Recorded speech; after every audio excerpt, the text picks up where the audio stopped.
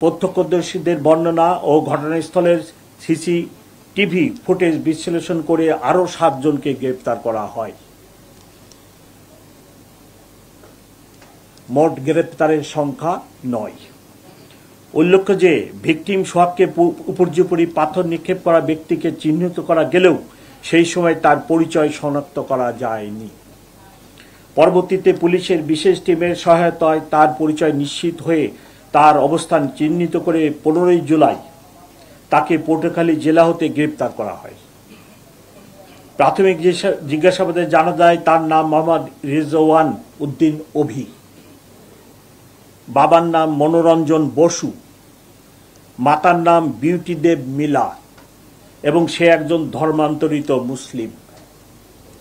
এই ঘটনায় পাথর নিক্ষেপকারী ২ জন সহ মোট ৯ জন আসামিকে গ্রেপ্তার করা হয়েছে। অন্যান্য আসামিদের গ্রেপ্তারের চেষ্টা অব্যাহত আছে। এই হত্যাকাণ্ডের প্রকৃত রহস্য উদ্ঘাটনের জন্য ধৃত আসামিদের রিমান্ডে এনে জিজ্ঞাসাবাদ চলছে। ইতিমধ্যে এই ঘটনার এজাহার নিয়ে বিভিন্ন সামাজিক যোগাযোগ মাধ্যম ও গণমাধ্যমে বিভ্রান্তিমূলক তথ্য ছড়ানো হয়েছে।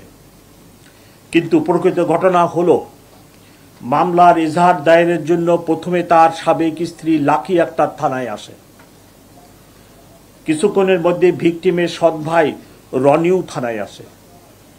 তারা নিজেদের মধ্যে সলা পরামর্শ করে ২৩ জনকে আসামি করে একটি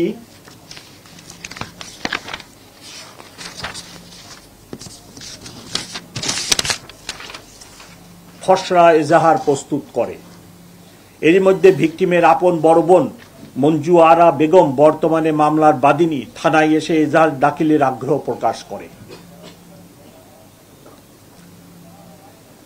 তখন তার সামনে পূর্বের খসড়া এজাহার উপস্থাপন করা হয়।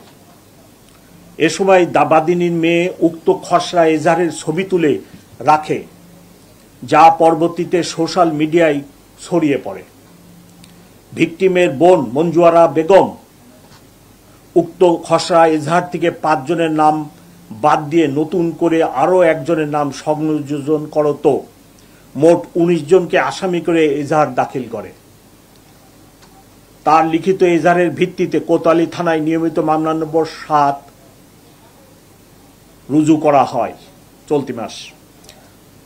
উল্লেখ্য যে কোনো ঘটনার এজাহার একটি প্রাথমিক তথ্য বিবরণী মাত্র। এজাহারে উল্লিখিত ঘটনা তদন্ত সাপেক্ষে প্রয়োজনীয় সাক্ষ্য প্রমাণের ভিত্তিতে বিজ্ঞ আদালতে পুলিশ প্রতিবেদন দাখিল করে। প্রিয় সাংবাদিকবৃন্দ, আমি দৃঢ়তার সাথে বলতে চাই এই নারকীয় হত্যাকাণ্ডের সাথে জড়িত সকলকেই আমরা আইনের আওতায় নিয়ে আসব এবং এ ধরনের জঘন্য অপরাধের পুনরাবৃত্তি না ঘটে সেজন্য অপরাধীদের দৃষ্টান্তমূলক শাস্তি নিশ্চিত করা হবে। এসি কেনার কথা ভাবছেন? ভিশা দিচ্ছে যে কোনো এসিতে ১৫% নিশ্চিত ছাড়। এছাড়াও থাকছে মানি ব্যাক গ্যারান্টি নিশ্চয়তা।